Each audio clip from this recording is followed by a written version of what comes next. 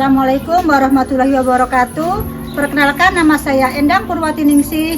Saya mahasiswa PPG dalam jabatan Angkatan 3 tahun 2023, jurusan Sejarah Universitas Negeri Surabaya. Pada kesempatan ini, saya akan melaksanakan PPL di sekolah saya bertugas, yaitu SMA Muhammadiyah 2 Palangkaraya. Baiklah, kita langsung menuju ke kelas.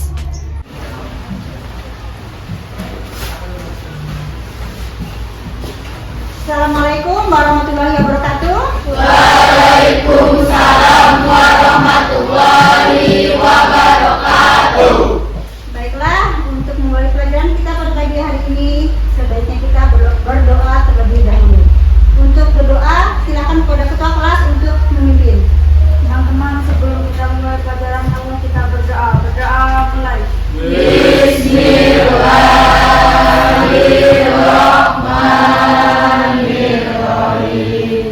Baik, selamat pagi semuanya. Baik. Apa kabarnya hari ini? Baik. Alhamdulillah, semuanya baik dan sehat ya. Ya.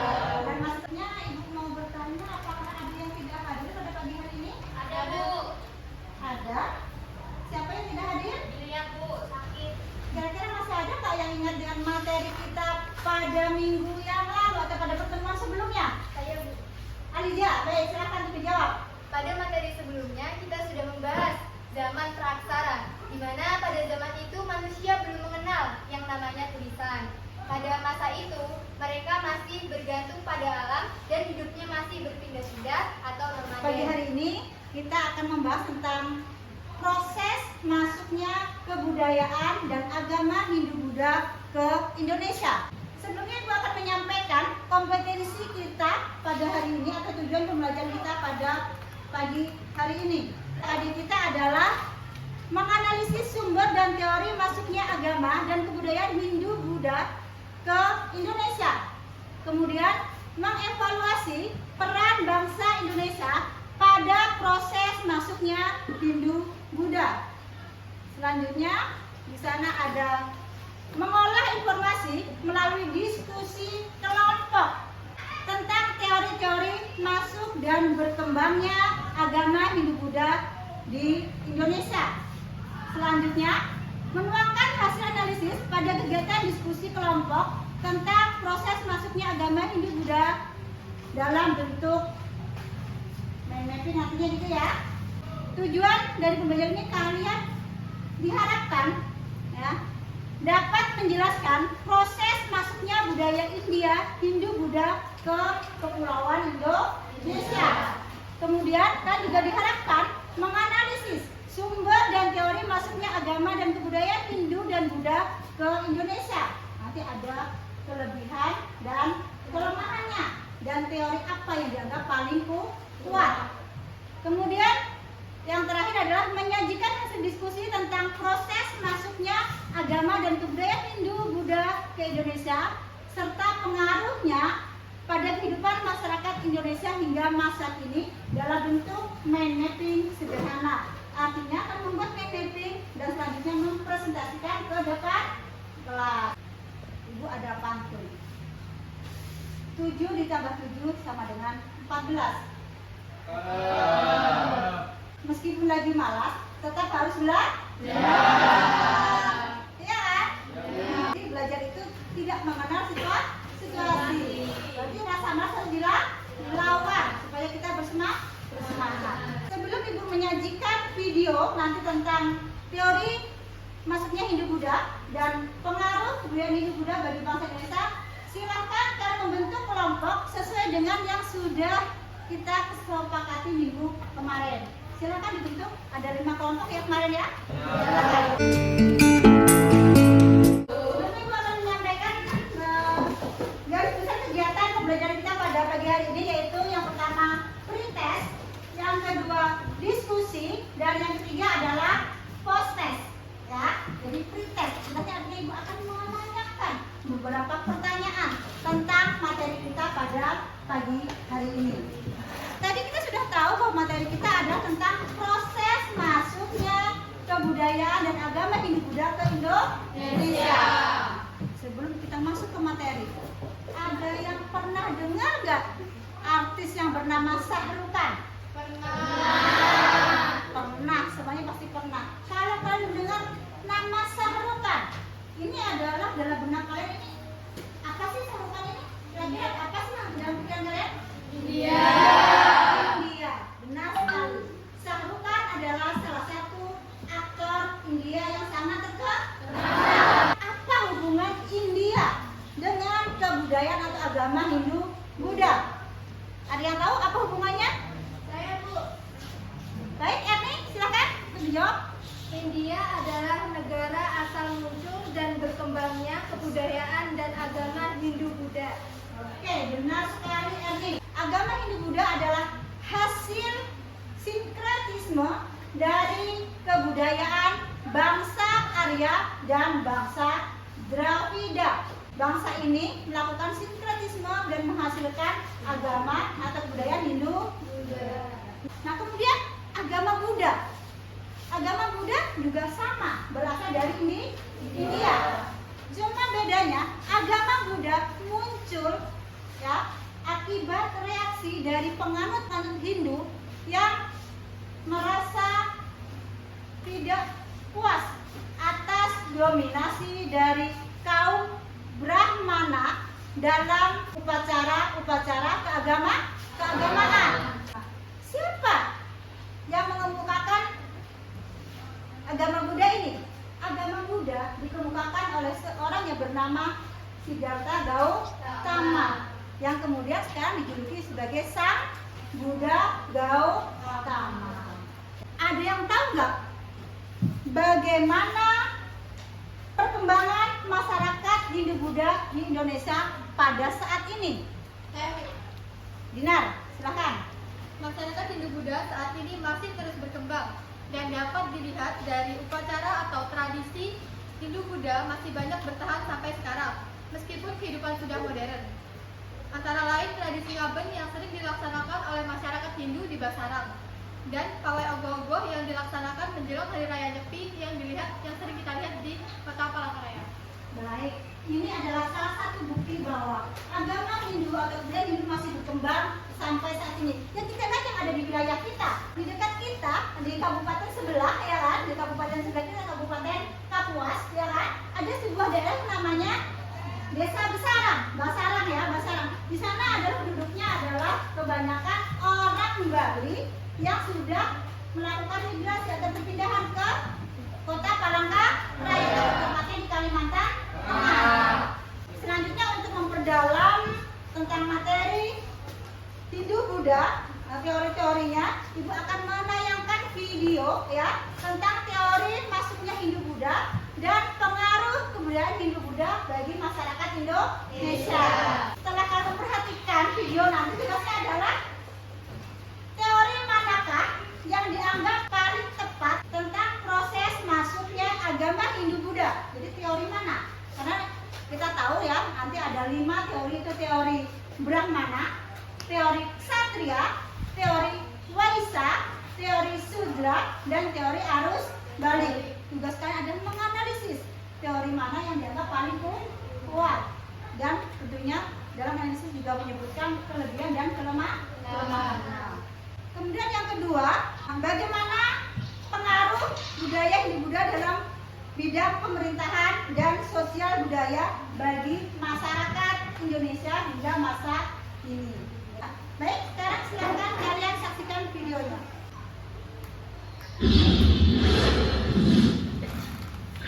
Yo guys, jumpa lagi di Story Indonesia. Pada episode kali ini kita bakalan membahas mengenai proses masuknya agama Hindu dan Buddha ke Indonesia. Bagaimana agama Hindu dan Buddha bisa masuk dan menyebar di Indonesia? Untuk menjawab pertanyaan tersebut, kurang lebih ada 4 teori yang dapat menjelaskannya guys. Teori Waisya. Teori yang dikemukakan oleh N.J. Krom ini menyebutkan bahwa golongan Waisya atau pedagang yang berperan aktif menyebarkan agama Hindu dan Buddha di Indonesia, dan mereka menggunakan kapal layar untuk menuju destinasi perdagangan.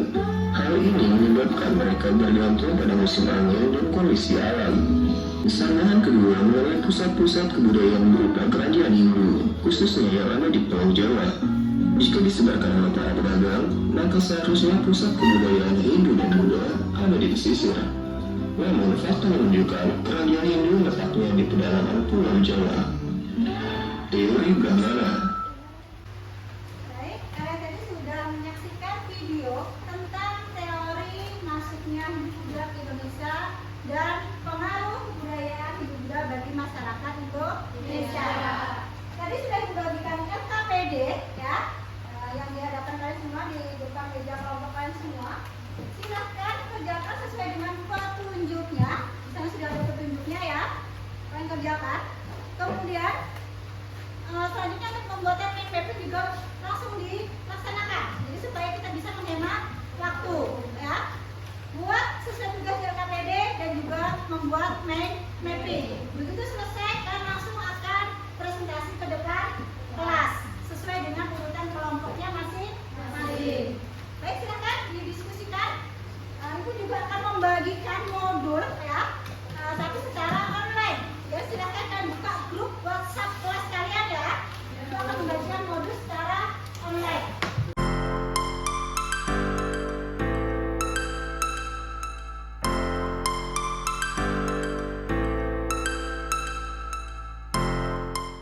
Untuk nilai-nilai sikap masih ada ya.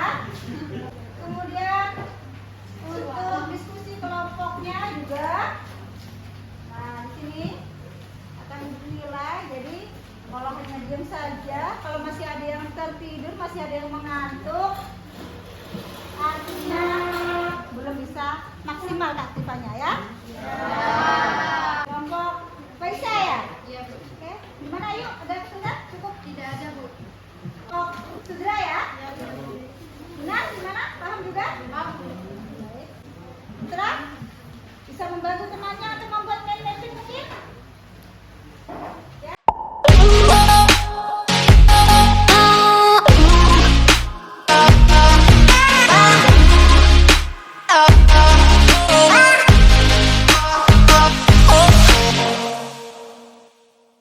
Ini 3 nilai dalam diskusi kelompok yang Ibu akan ambil, yaitu keaktifan berbicara, kerjasama, dan toleransi. Artinya toleransi itu apa? Dalam jawaban pasti semua teman memiliki pendapat kan? Iya. Jadi menghargai pendapat dari teman. Kenapa sakit ya? Kok diam saja? Kurang sehat atau bagaimana? Nah, nanti bagi kelompok yang tidak maju diperhatikan dan siapkan pertanyaan. Saya akan kemudian nggak boleh ya? Iya, Bu. Sekarang Putra sudah aktif ya? Iya, yang ini tadi. Bagaimana kelompok 1 sudah siap untuk presentasi? Belum. Sudah lagi. Buat kelompoknya, Bu. Nama kelompoknya. Ya, berarti tinggal membuat nama kelompoknya aja yang belum ya? Yang lainnya sudah selesai ya? Baik, kelompok yang lainnya tolong dipersiapkan. Kita sebentar lagi akan memasuki sesi presentasi.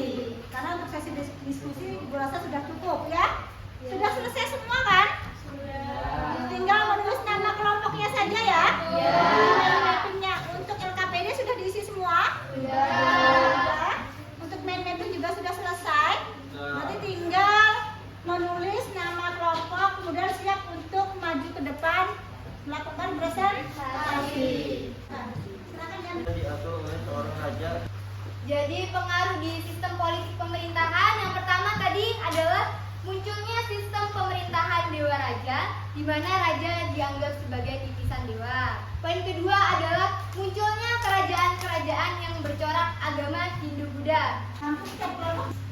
Assalamualaikum warahmatullahi wabarakatuh. Dari kelompok 2 akan mempresentasikan tentang kesatria. Teori kesatria oleh C.T. Bragg, Mokati, dan J.L. Muenz. Dalam teori kesatria, penyebaran agama dan kebudayaan Hindu-Buddha. Tujuannya adalah kaum ksatria memiliki dan menunjukkan semangat tinggi dalam berpetualang demi menemukan berbagai daerah lain. Bukti apa yang menguatkan teori kesatria? Ya, di sini saya akan menjawab pertanyaan dari kelompok 5. Bukti apa yang menguatkan teori ksatria? Hipotesis ksatria diperkuat dengan cerita Panji yang berkembang di masyarakat, memperlihatkan proses penaklukan daerah-daerah di Indonesia oleh para ksatria.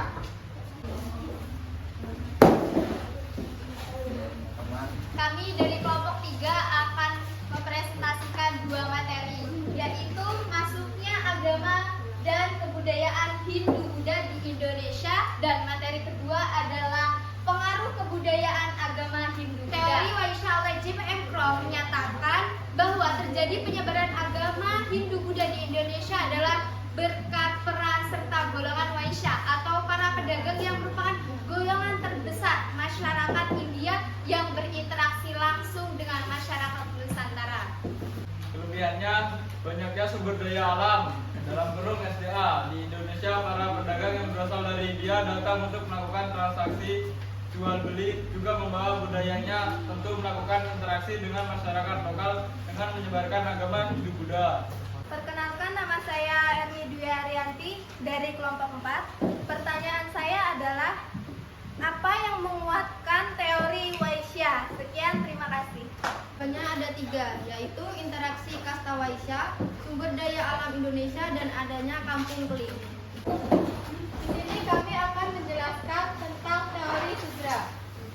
Teori Sudra oleh Franz Weber menjelaskan bahwa penyebaran agama dan kebudayaan Hindu-Buddha di Indonesia diawali oleh para kaum Sudra atau budak yang bermigrasi ke wilayah Nusantara. Tempat mandinya para bangsawan dan gapura, struktur atau pintu masuk gerbang dari satu kawasan ke satu kawasan. Kelompok 1 ingin bertanya tentang mengapa teori Sudra dianggap teori yang lemah. Mengapa teori Sudra dianggap teori yang lemah? Karena golongan Sudra tidak menguasai seluk-beluk ajaran agama Hindu dan bahasa Sanskerta yang digunakan dalam kitab suci Weda. Tidak sembarang orang dapat menyentuh, membaca, dan mengetahui isinya.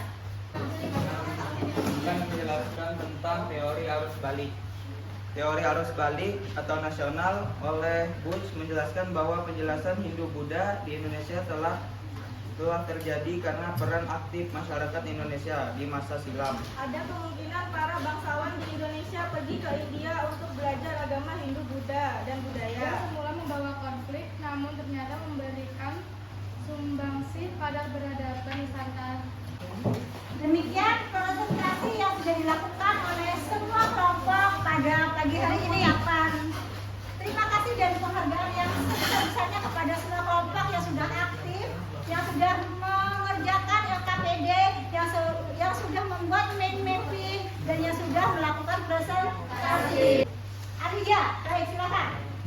Jadi kesimpulan yang dapat kita ambil dari materi yang sudah kita pelajari tadi, yaitu bahwa dijelaskan teori Brahmana dan teori arus baliklah yang paling kuat dan dianggap paling kuat dalam beberapa teori yang sudah dijelaskan beberapa kelompok tadi. Baik, itu tadi adalah kesimpulan dari materi kita pada pagi hari ini. Gue harap semuanya sudah memahami dari semua materi yang kita pelajari tadi, karena kalian sudah melakukan diskusi dan sudah mendengarkan presentasi dari teman-teman kalian atau kelompok-kelompok yang lainnya. Kelompok Brahmana sampai dengan kelompok arus balik. Selanjutnya untuk mengukur kemampuan kalian, Ibu akan membagikan soal post test ya. Jadi kalian bisa mengerjakan soal post test berikut ini.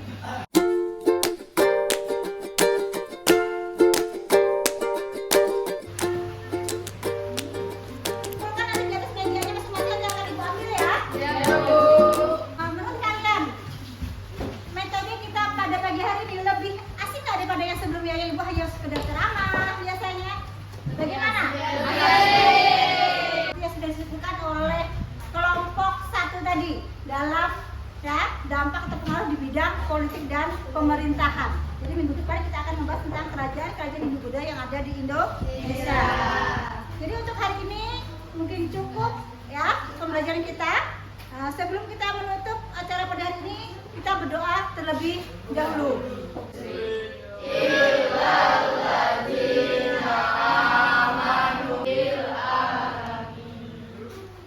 Baik, akhir kata Ibu mohon maaf kalau ada kekurangan dalam penyampaian materi pada pagi hari ini.